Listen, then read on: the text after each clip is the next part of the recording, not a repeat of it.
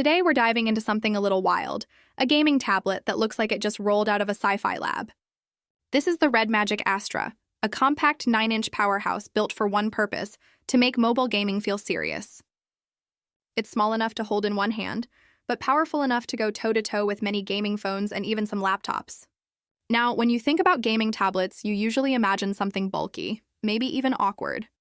But this one? It's sleek, light, and designed to look like it came from the future.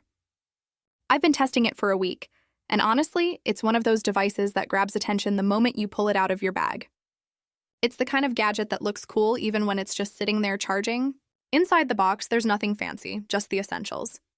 The tablet, a bright red USB-C cable, and a couple of RedMagic stickers. No case, no extras, nothing unnecessary. And honestly, I respect that. It feels like the company wants the device to do the talking, not the accessories. Now, the first thing you'll notice is the size. The Astra isn't huge. That 9-inch display makes it surprisingly portable. You can hold it with one hand for a long time without strain. It's only 370 grams, which means it's lighter than most tablets in its class.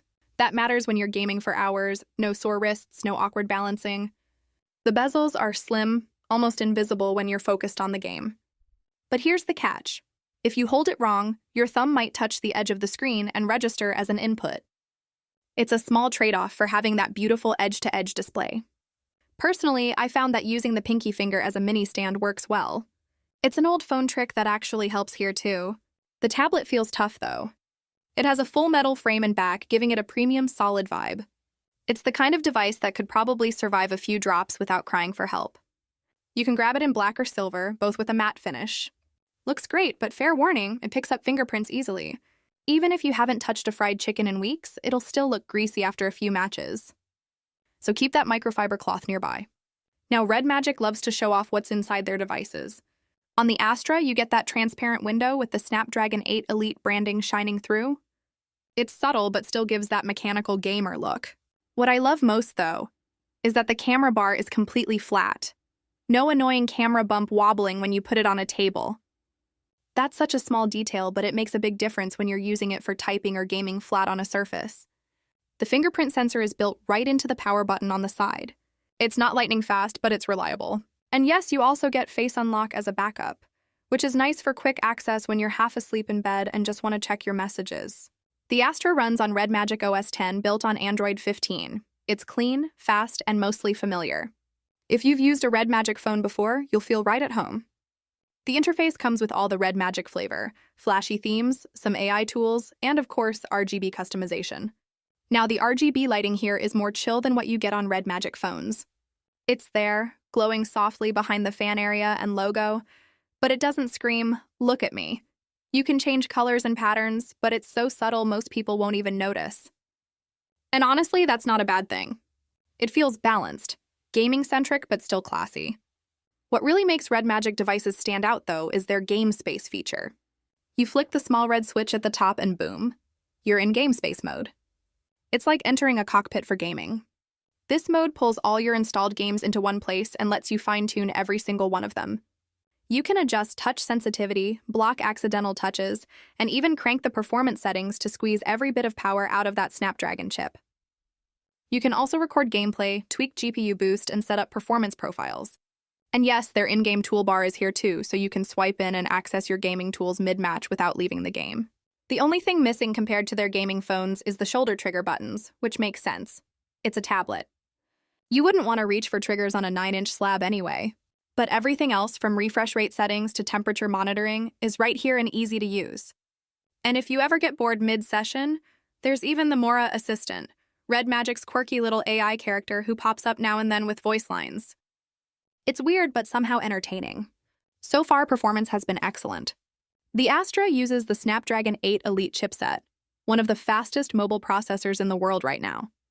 You can pick between 12GB, 16GB, or a crazy 24GB of RAM, depending on your model. My review unit has 24GB, and it's an absolute beast. Games like Wuthering Waves and Genshin Impact run buttery smooth with all the graphics maxed out. I cleared memory, jumped into gameplay, and the frame rate stayed high for hours. The dual vapor chamber cooling system and liquid metal coolant definitely help keep things stable. But here's where things get interesting. Despite all that fancy cooling tech and a built-in fan, the top of the tablet still gets hot, like noticeably hot, especially near the chipset area. After just 5 to 10 minutes of heavy gaming, you can feel the warmth.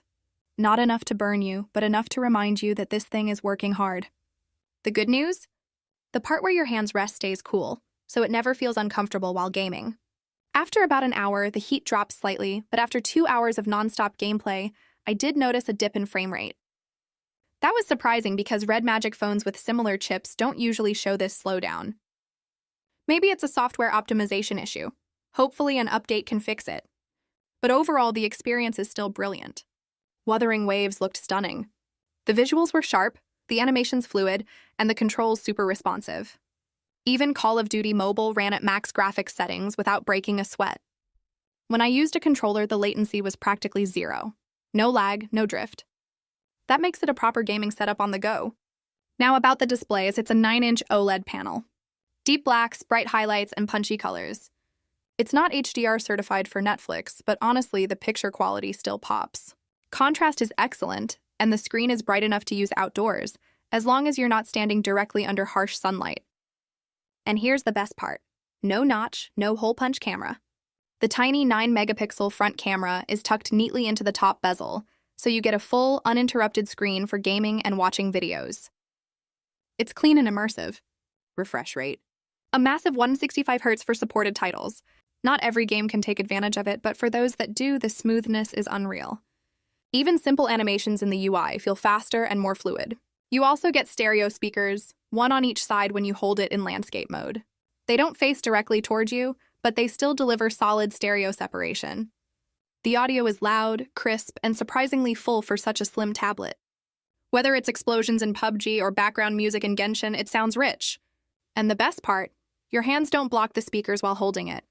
If you prefer headphones, Bluetooth streaming works flawlessly. It supports DTS-X Ultra, giving you a nice 3D audio effect with compatible earbuds. And that built-in fan? It's whisper quiet. Even under heavy load, you can barely hear it. You'd have to hold the tablet right up to your ear to notice the faint hum. It's way quieter than the fans on RedMagic phones, though maybe a slightly louder one could have helped with cooling. Battery life is solid too. You get an 8200 mAh cell, which is impressive for a tablet this slim. Playing heavy titles like Wuthering Waves non-stop, I got around 4 hours of gameplay on a full charge. Not amazing, but expected given the performance and display. With lighter games or streaming, it easily stretches past 10 hours. And when you need to top up, it supports 80W fast charging. Plug it in for about an hour and you're almost full. That's quick enough to keep you in the game without waiting half a day for power. The cameras, well, they're there. The front one's a 9-megapixel shooter. It's fine for video calls, maybe some casual streaming, but don't expect miracles. The quality is decent in good light, but low light shots look flat and grainy.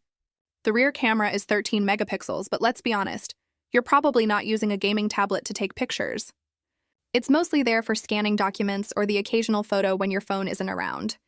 After a week of use, I can confidently say this: the RedMagic Astra isn't just a gimmick. It's a real gaming machine in a small form factor. It handles demanding titles with grace, looks beautiful, and feels premium in every way. But it's not perfect. It can get warm under pressure and the battery drains fast during intense sessions. There's also no IP rating for dust or water, so be careful where you take it. Still, if you're someone who wants console-level gaming on the go, without lugging around a laptop or dealing with underpowered Android tablets, this thing is worth checking out. It's powerful, portable, and designed purely for play. And honestly, that's refreshing to see.